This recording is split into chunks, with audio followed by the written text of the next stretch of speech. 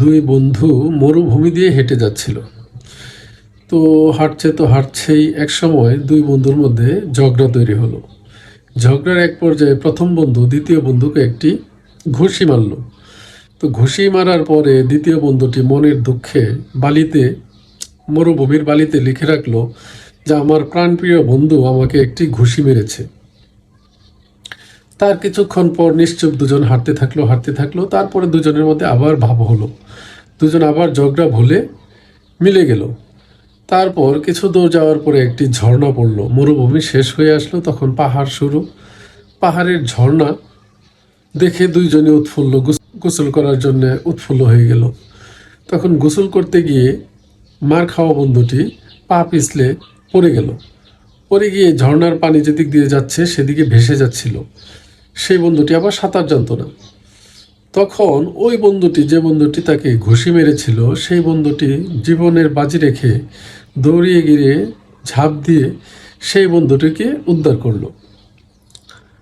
তখন ওই বন্ধুটি আবার উঠে পাথরের গায়ে খোদাই করে লিখলো যে আমার সেই বন্ধুটি আমাকে আজকে নিজের জীবন বাজি রেখে প্রাণে রক্ষা করেছে। তখন ওই প্রথম বন্ধুটি, যে ঘুষি মেরেছিল, সেই বন্ধুটি লিখলো যে কি বিষয়, তোকে আগে যখন মারলাম আমি তখন তুই বালিতে লিখলি যে আমি তোকে ঘুষি মেরেছি, আর এখন যখন তোকে প্রাণে বাঁচাইলাম তখন তুই পাথরে খোদাই করে লিখলি, এর মানে কি?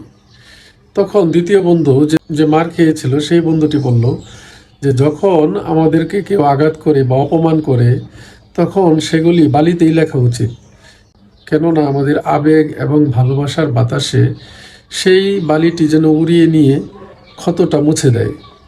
আর কেউ যদি কোনো বড় ধরনের উপকার করে, জীবন বাঁচায়, তাহলে সেই লেখাটা পাথরে খোদাই করে লেখাটাই ভালো, তা যেন কোনোদিনও না মুছে। কত সুন্দর একটি গল্প দেখেন, ছোট হোক, কিন্তু আসলে আমাদের এরকমই হওয়া উচিত। আমরা যদি কারো কাছ থেকে কষ্ট পাই বা কোনো আঘাত পাই, সেটা যেন আমরা ভুলে যাই, এবং আমাদের যদি কেউ উপকার করে সেটা যেন আমরা মনে রাখি। ধন্যবাদ।